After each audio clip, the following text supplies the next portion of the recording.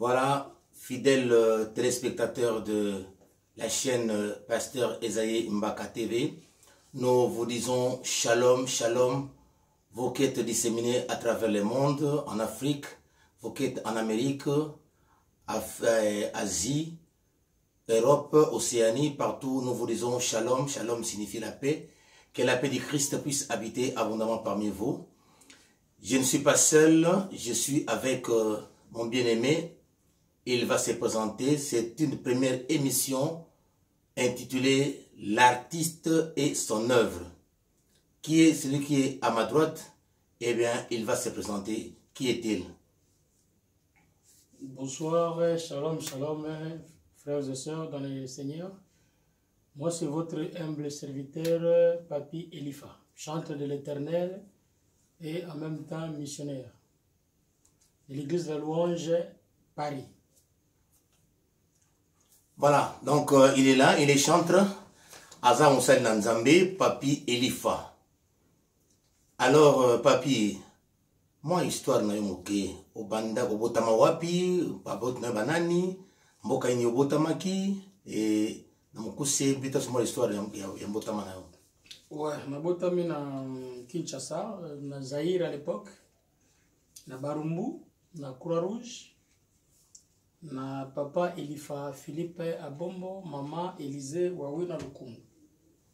Donc voilà, na sali école primaire na Lingwala, et puis na Barumbu, sali na Ina, et puis les lots na Paris. Voilà.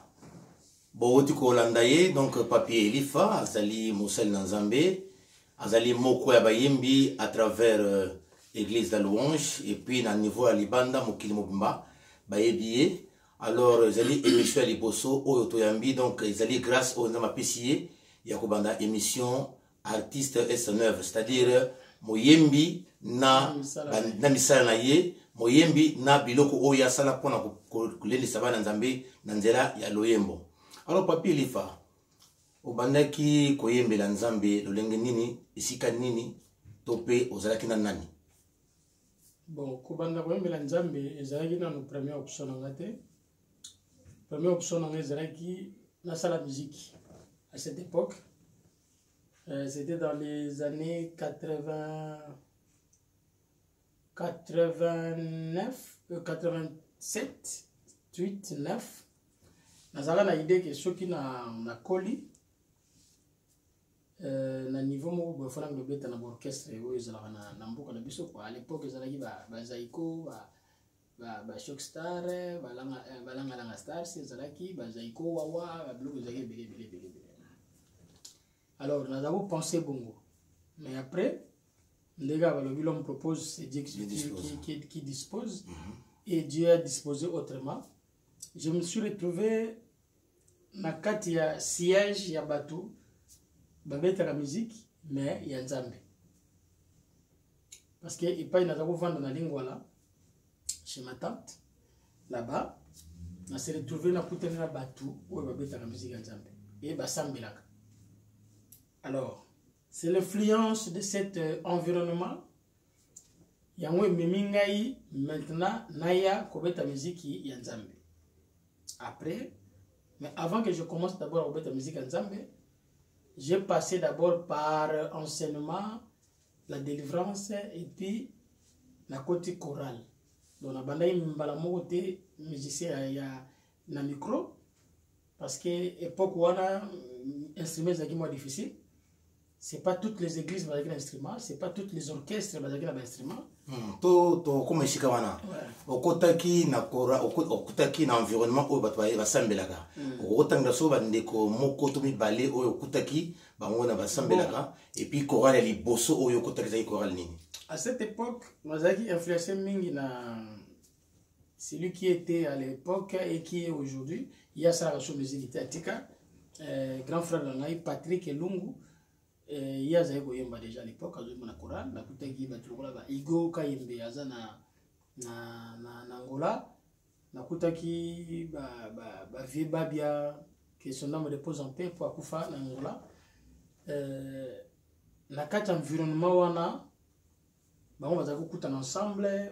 bazosala baprogramme na bango ya koyemba entre temps bayokaka nga mpe nayembaka na quartier ndenge nayembaka na ngai wana epuis nazalaki na camarade moko papi kalume ye mpe azali koyemba mais ye azali kosambelaki ngai mais tozalaki na ye aveni moko ye azali koprie mais ngai azali koprie te topesi ye mbote epai ezali voilà après moko mosusu ntango tovandaka boye tovandaka na pokwa tozobeta masolo asolana na biso makambo nzambe kaka bongo na ye bon ok comme toza mpe na bato bakendaka baeglise bazali eye kotombe ke na epoke wana Pasteur Kaleta aya kofungola cellule na ye ya la source na même avenue oyo nga nazalaki eza neti biso ozalaki na 228 ye afungoli na ezalaki 265 voilà alors eloko asiki ye na quartier curiosité tokende na kotala kuna na ndenge tozokende mpe tozokende okuti mpe baninga bagene bazalaki encadreur lokola bapaster Jean-Claude Momboa ye moto azalaki encadreur na biso topesi mpe mbote encadreur na biso ye moto azalaki basimbaki JPC Jeunesse pour Christ et puis toekutani na Natambali qui est maintenant apôtre na Belgique ye moto azalaki dirigeant ya Chorale Lumière après Chorale Lumière après biso tozalaki soko na semi lumière po tozalaki lumière ezalaki ya bamikolo ya biso ezalaki semi lumière ozolanda bakolo quoi c'est-à-dire chorale ya bakolo et puis na semi lumière alors semi lumière nde ezalaki na biso na camarade na ngai Papi Litanda azali awa na Paris et puis mais Papi Kalume ye par contre ayaki kuna te ngai monakendaki kuna mais ye atikalaki na ye yaka banoki na assemblée mosusu mais ngai natikalaki kuna na loi donc c'est ça que j'ai commencé la musique mais nazalaki déjà na voix oyo nazali koyemba déjà mais sikoyo l'encadrement de cette voix ye sikoyo na la source ntango na bandi kokende kovisiter la source. Est-ce que toko koyeba soki ezali secrete nzembo ya liboso oyo oyembaki na chorale tokozala mwa makanisi ya ata mwana oyemba mwa moke to titre nango nzembo ya liboso ntango nakoti na chorale moto aza kodirige chorale wana Fred John Kitanda ki ya Kinshasa nzembo ya liboso ezalaki donc vous comprenez bandeko banzembo ezebele ezalaki nzembo ya liboso nzembo oyo nayemba ya liboso ezalaki ya ata mwa quelques phrases moke de toute façon nzembo ngo mpe na kotyango na libomu na kosala toro luka elongi na nzambe ndeko ntango azali komonana luka elongi na nzambe ndeko na nga après nzembo lokola nini ekokabola ngai na nzambe nzala pasi na mawato mopanga voilà nzembo ya yo to pe nzembo ya nakutaki na chorale naza koyemba c'est ça voilà na kona chorale sans instrument tozalaki na synthé tozalaki na bainstrument nga nakutaki déjà ntango toye synthé ezalaka déjà na babafle na bamicro d'accord après ntango tokomi na orchestre oyo ezalaki ya la source tozalaki sikoyo kosomba père ye moko Pasteur Kaleta amontaka bainstrument parce que c'est un technicien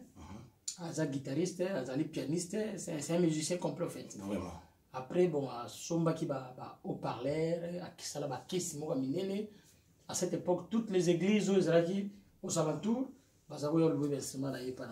na ye donc biso bandaki mbala moko na instrument vraiment alors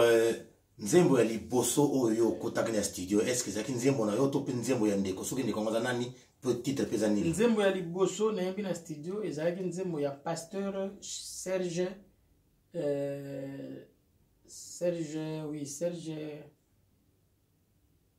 Kayembe je pense ouais ya Pasteur Serge nzembo na ye ezalaki na Swahili na mofata yesu ezalaki na 93 c'est-à-dire en 93 autochoté hein c'est-à-dire en 93 nzembo liboso na kotaki na ngo studio zaki na mufata Yesu mais une grande partie na ngo lokwa abimisaka ngo makasti en tout cas na senga ki yango Serge Mwamba pardon c'est pas Serge et puis Serge Mwamba ici Kazali c'est le pasteur Serge Mwamba dans l'église na Kinshasa à cette époque azaka étudiant na Beaux-Arts Académie de Beaux-Arts et a temps à découvrir ngai à sepelaki makasi a sali album na ye muta dirige album wana DJ Yamba grand frère zana Lille ye muta zalaki comme coordonnateur ya album wana et pas na yende to kambamaki après en 93 donc 93 pour la Belge na yo sala nzembo na mufata Yesu yo sala nzembo te na ye ko yema nzembo ya Serge voilà ya pasteur Serge Mwamba donc wana donc studio ya liboso premier studio oyo kotaki yango wana na sango nzembo wana sango malamu OK voilà zaki na entre 92 ou 93 zaki 92 93 parce que na 91 tout ça qui album tout ça comme maquette na la source ko tout ça la ponga na kotaki na 89 na na chorale na 91 ba yo intégrer ngai na orchestre ah bon vraiment mutuna ngo ina noma ina mbango chorale orchestre différence ineza kawana parce que très souvent tu te dis qu'il y a chorale donc voilà tout le monde qui chante chorale différence entre chorale et orchestre. Bon, chorale, c'est l'ensemble de plusieurs personnes. Bazo kabola au moins 3 à 4 voix. Même mon orchestre, c'est quoi ils équipe de. Bon, orchestre, bien sûr, le orchestre. Maintenant, orchestre, vraiment, ils allaient à orchestre symphonique, toutes ces choses-là. Donc, bien sûr, groupe, où ils allaient qui groupe, où tu bien à l'orchestre, ils allaient qui na 6 personnes. Mais dans la chorale, vous avez plusieurs personnes. Chorale, il y a mon ils ont une vingtaine ou 30 personnes. Dans 30 personnes, on a beaucoup de voix, c'est-à-dire, équipe, il y a même 10 ou 5 qui soprano, ténor, tout ça. La chorale, il y a moins de temps, il y a apprendre comment chanter, comment la voix, après, on va valider la chorale. Là comme dirigeant la chorale na sisi na chorale ba yo valider nga siko na ken orchestre après na mateka na orchestre na qu'est-ce qu'on écoute na ba grand frère on a tanga ki tout à l'heure Patrick Igo Babia et puis na mama Tete azalaki na chorale ngo mama Tete jungandeke te quand ça mama Tete chama il pas azalaki na 4 orchestre wana na Maman Angèle, tous les na 4 groupes wana na Eric Tuti oh lelo azaya et pas Kofi à cette époque avant qu'il n'ait pas Kofi pour que Kofi et pas Kofi en 93 mais na 91 to yemba na ye to yemina de 91 ti na 93 ndé na 93 moi mon problème ezalaki ayiko qu'il n'ait pas Kofi ti lelo. OK voilà donc ezali parcours moko mulai tope munene donc tango kena studio bosali album wana isili bongo yo moko siko na album wana o chaki nzembo na yo tope to zalaki kaka ko accompagner ki bandeko basa bosala non album ezalaki ya ngaite album ezalaki ya pasteur Serge Mwamba mais azako sipla na ngai azako sipla na fort na ndenge na zako yemba ayeko pesa nga nzembo wana na mufata Yesu ezalaki na lingwa na Swahili donc yo interpréter nzembo wana mufata Yesu interpréter nzembo wana mufata Yesu na album wana salaki bon na kati album wana banzembo zaki boni to oyo cheki na kati ezaki te ezaki album na ye bengi ngai donc bengi ngai tant que chanteur voilà a préféré qui voit na ngai yemba nzembo wana OK yango na yemba nzembo wana alors en tant qu'artiste nzembo nini ya liboso oyo yo composaki est-ce que zana na DVD na CD to pe na ba support mususu to pe nano ochango na nanete nzembo ya liboso oyo osalaki c'était quoi ozali nzambe ezana album na live oyo nzembo lokola ya sosola ezali awa c'est-à-dire tu travailles avec mon frère Claude Jean Claude Fete et puis après etikali mingi za ba arrangement na ba tiro mususu ba pesi apesaki ngai nayemba et puis bamosusu eza baarrangement nasalaki Maman. ezali nzembo eye parti ngai nabakisi parti Ok. Donc, mais si quoi, normalement, motu na muke, il y a motu kota ba evre oyayo, banzembo tango yo zwaka. Ozalaka inspiré olali na butu oloti tope ovandi boye ozokoma, je sais pas Saint-Esprit akitieli yo, je ne sais pas, osala ndingi po yo kosala ba composition na yo. Ya motu tango ba intriguer ba. mingi ezalaka okovanda pe boye ozoka mélodie ezoyela yo tukompokola na butu kozwa mélodie mingi ata ntango totambolaka mwa mélodie ezotourne na mutu okozwa mwa registre otie mpanzi me na ntango nazalaki na Kinshasa neti oyo nzembo ya ozali nzambe ezalaki Fred John aza kobeta rythme moko aza kobeta wana apartir ya rythme wana nde opesanga mélodie wana na maloba wana ozali nzambe. D'accord. Voilà. Bongo banzembo oyayo depuis yo bandi koyemba ko composer topé ba inspiration totale ya banzembo ozana ngo combien parce que toujours l'artiste et son œuvre sera surtout comme na ba œuvre na to na kati ya vivre ya sujet ba œuvre boni yo social déjà olobi oye bandeli olobi kezali nzembo nani oyayo moko ozali nzambe kino lelo banzembo boni yo si okomi topé aussi publier. Bon ngai particulièrement na komi banzembo ebele te ngai nazalaki na kati ya groupe oyo moto azokoma selon ngai azokoma selon eyembeli na ngai selon style na ngai donc Fred John Kitanda qui est à Kinshasa donc yaza okoma mingi pour ngai nayemba alors donc yaza lokazali lokola neti parole na yo voilà azokoma ngai nazoyemba après biloko mosusu ezalaki eye parti nabakisi nde mingi nzembo eye parti nga nabakisi parti. Bon siko nzembo mpenza oyo ayo mobimba oyo yo composa bande bandeki na suka tout ça oyo yo moko mpenza oyembaki ozali nzambe yango wana na sosola wana ezali composition esalami alors oyo etikali eza banzembo oyo bapesi ngai yo yembi nayembi banzembo mosusu bakomi yango mpo na ngai bakomi yango babi bon yo yema nzembo nzembo na banzembo mosusu nasepeli ndenge moto wana ayembaki yango na modifie yango na ndenge nazoyokela voilà. Ok nzambe aza lokumu mais sikoyo mpo na banzembo oyo yo composaki baalbum boni yo sobimisi bon ngai na kati ya parcours na misi baalbum ebele te mpo nasali plus de 20 ans avec une seule artiste qui était Mama Tété et qui est Mama Tété.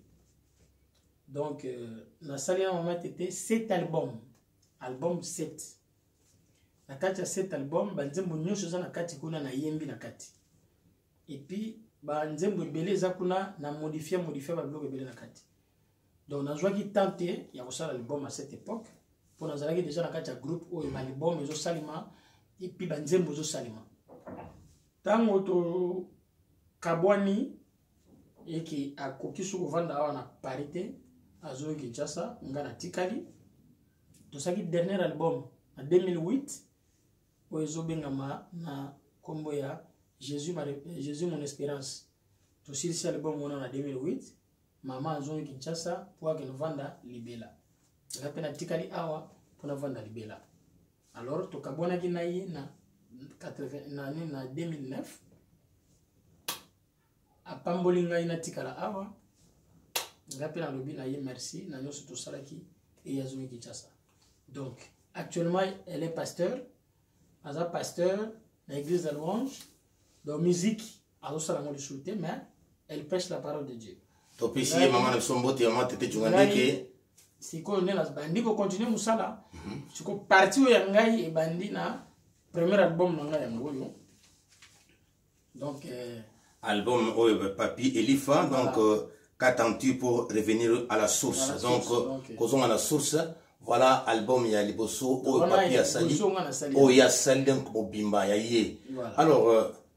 olobi te oui naza sikoyo na préparation ya deuxième album oui comment on a oyo mobimba kala mingi te na opesa kombo d'ici là. Ok olobi donc qu'attends-tu pour revenir à la source oni kolobi sabso nini na kati wana na lingina lo baboy na kati ya banzembo ezawana mingi ezozungu message central les amis central ezali ke moto azonga na source o ezali Yesu Christ ezali la source de toute chose, c'est-à-dire tokende wapi tokende wapi makambo tosala tozoluka makambo tokoka ko comprendre te toya na mwepa ya Yesu Christ qui est la source de toute chose, parce que bato belé bazo compliquer évangile mais l'évangile est simple ezana mokaka évangile oyo satikelaki biso tokende topanza sango malamu tolinga baninga lokola tozomilinga tolinga nzambe na motema mobimba. Ok, voilà. Ok, merci. Mais sikoyo banzembo oyo interpréta nzembo ni oyo e marka yo penza makasi oyo interpréta ke baninga bitango yo yemba oza ko se retrouver ezali nzembo ni. Bon, c'est vrai que ça banzembo pour nzambe ya solo, mais en tant qu'artiste, en tant que moto na interprété il y a banda mais ya groupe tozalaki ezala libanda na oyo groupe bon to tchami mibale ya libanda nzembo ni oyo marka yo mingi oyo groupe nzembo ni marka makasi. Non, mais parce que na 93 na travaillé qui na notre grand frère Denis Ngonde, évangéliste Denis Ngonde, na travaillé na de 93 si na 95. Donc na yembi pe ipa na ye mais na kota na ye studio te mais na yemba ki na ye ba concert ba production yo so na mo tout ça OK na ye après wana na ye na louange na église de louange na 93 na début à 93 na ye koya na église de louange à l'époque ezaki na groupe de prière après tu ko sala groupe ya Kasavubu oyo bengamaki na louange 3 bato baleka na louange babiki louange 3 ezaki groupe oyo ngai nazalaki na kati frère John Ida Kabibi que son nom repose en paix.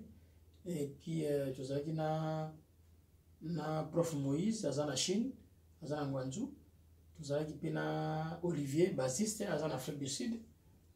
tozalaki na Patou Mantwidi qui est maintenant chef ya musique na église de louange na Kinshasa na centrale, et puis tozalaki na Mami Sheila, tozalaki na nani comme qui ok mais to ko sengo siko papi nzembo nini penza oyo na groupe wana ya louange 3 oyo yo soki ozo kango e pesa kayo sai to pesa mona motema nini ko kabolanga na nzambe okoko meka ko tia so atama mokena a cappella nini ko kabolangai na nzambe nzala pasi na mawato mopanga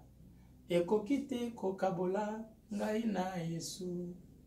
lokola pe komamina liloba ete kolonga tozali kolonga ezali na nguya na Yesu oyo alingi biso bakobena bendanga bakofinganga ekokite kokabola ngai na Yesu. Donc on a bana yati lelo esalaka musala. Amen. Voilà. Bongo siko na album oyo. Bon, je pense que la chanson phare de Yango Zali, petit titre de l'album. Oui. Alors, Yangonde, Zali, Tom Yozo Mbango, et Marako Makasi. Oui, Zanza Mamoko. Et Zalaki composé par Fred John, Kitanda, et Yaki Nango, on a fait l'arrangement, tout tchétché, vocal, et puis voilà.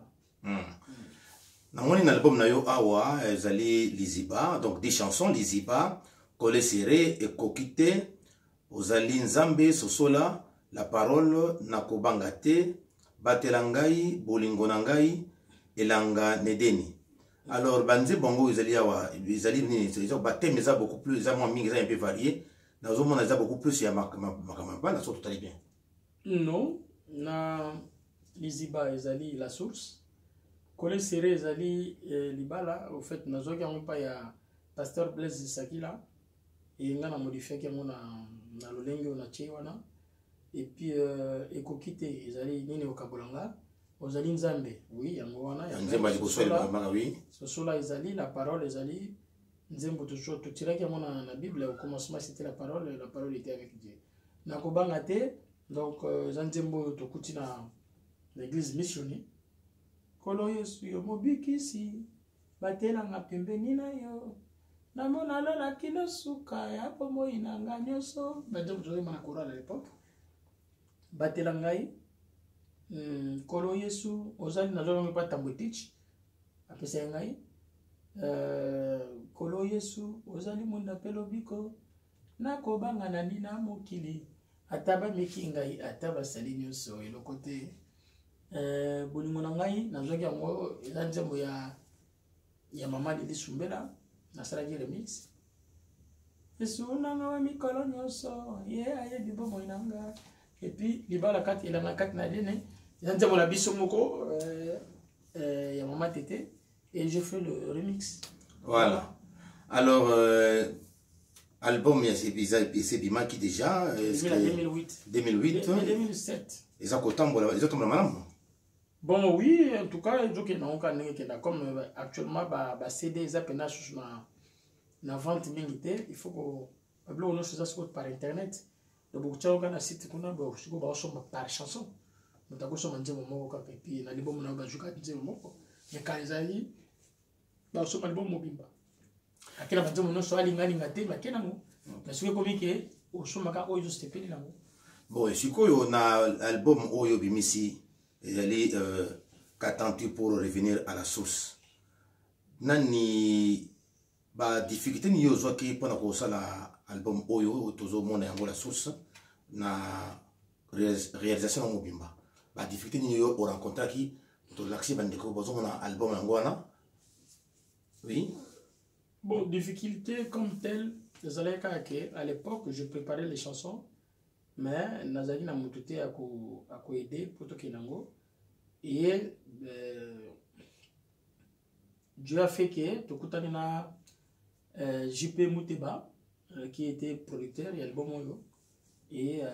amusé à Tchembonaye, et puis voilà, tout réaliser l'album ensemble.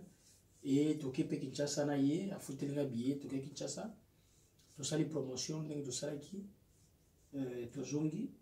mais c'est quoi il faut que l'on délaie yango tout ce qui est en édition ils ont dans la main mais quand nous faisons la direction ailleurs donc là je vois qu'un rapport et puis c'est beaucoup.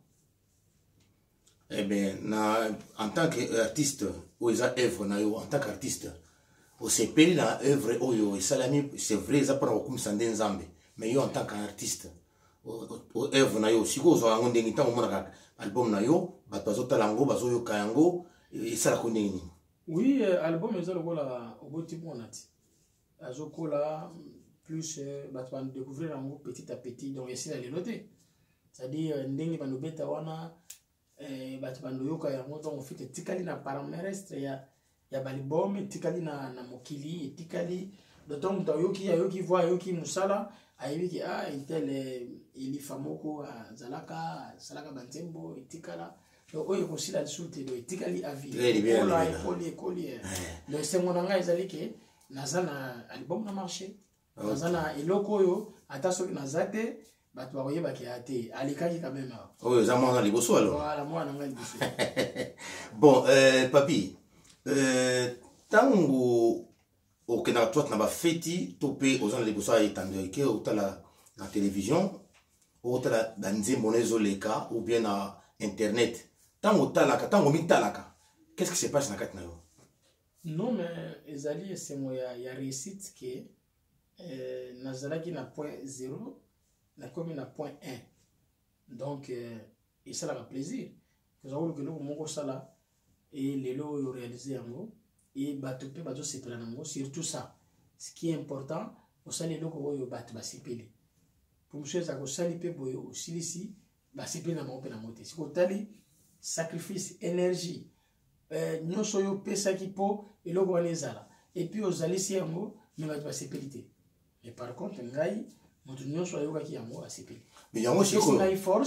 sikoyo ntango yo mozomitalaka ntango mitalaka tokokozwa album sikoyo totie wana oza kotala ntango mitalaka ça se passe quoi na motema na yo? Si yango nalobi esengo ya kosala te nasali eloko oyo ekoki kotalama ngai mpe moko ntango naotala nazosepela ezosala ngai plaisir ezokoencourage ngai kilobi nasala lisu oyo eleki oyo. Ok. Voilà. Bon, baninga no ba artiste tango balandaki yango je pense que baninga musu bakutana na bango bosolaki na bango baavi na bango ezalaki ndenge eta par rapport ya mosala oyo esalami to mwana liboso abotami otanga mwana abotamaka bato bayaka ebele bayaka koyamba kopesa bafélicitation bon bango bakritika mpe bazali bakozanga te mais bayaka bato baye baninga oyo baartiste balobela yo nini? Non, mais problème ya appréciation sikoyo ezali eza domaine moko vaste parce que moto na moto ndenge toyembaka awa ndenge tosalaka banzembo moto na moto azalaka na lolenge na ye alingelaka azalaka mpe na style na ye asepelaka nango azalaka mpe na bamusicien na ye alingaka mais dans l'ensemble ntango tokutanaka soki olakisi moninga ayebi soki alaki eza bien mais le reste oyebi te soki eza bien wana eza bien mpenza ya bien oubien ezaka apwasi sa bokende okabwana wana nde toyebi te mais à la base en réalité moto oyebi so te ke en tout cas album na wana mwana ngo eza bien te c'est rare en tout cas vraiment moto wana fo ezala ou bozali na baproblème moko boye mais ka pamba boye toyebisaka bandeko eza oyo bayoki ngai bayebisaka ngai eza bien tosepeli nango eza bien bato mosusu mpe eza style na bango te moye bapesa yo appréciation ya makasi eza te voilà parce que natuni moto na pourquoi parce que artiste musicien moko congolais azalaki musicien mokili mais akufaka bato naka yeba motu na moko ya ndenge wana alobi ke non ngai ntango nayoka koya ngai nanga tokoyoka ya ngai te na préférera nayoka mingi beaucoup plus ya bato peut-être pas en a inspiré peut-être que à tenir compte des remarques il y a oh il y a sali je sais pas ce que ça peut kana yo non ngai ngana miyo kana ngamo parce que ngamo moko naza fan na ngamo OK alors sikoyo papi lifa to moni mwana libosa botami je pense que mwana mbale pa ko akobotama to ba pas to éviter oui naza na studio ndenge naza na studio naza na préparation nazo préparer malembe mais le kola e juingai e ko ngai temps ti na sisa nasalaki remix ya Lamuka oyo eza siko na YouTube bato nyonso balingi balanda yango soki boasabone na YouTube ya Papi Elifa kuna bokuta mwa baimage na tie na nzembo ya Lamuka oyo nasali remix ya Pasteur Blaise Sakila donc voilà Lamuka donc ezali mwana mibale azobotama to yango possible ya kombo po mingi ezalaka mpe na mwana abotami te bapesi eza kombo eza c'est le cas na yo non naza na kati ya préparation nasali kaka bongo mpo omoni ntango nabimisi album oyo ya liboso na ntango nabimisa ya mibale na kati ya video wana natie quand même quelque chose esalaki bato bayebaki je suis encore là nakufi te naza vivant nazotravailler naza na studio ezala kaka neti bapesi bino na dessert entrée mais plat ezolambama boliaka nanu anatanda bazobongisa mesa bino boliaka nanu de nani entrée. OK donc Lamuka olingi kobisa soni na Lamuka c'est quoi? Lamuka d'abord omoni bakretie balali yango lobi ke Lamuka to pe ndenge nini? Oui bakretie baya kolala na pungi moko boye ezwi bango nyonso tu na elle moko ndenge nini yango sikoyo oyekola musapso na ndenge omoni bakretien ya lelo oyo ya mikolo tozali eza bakretien moko bazomibenga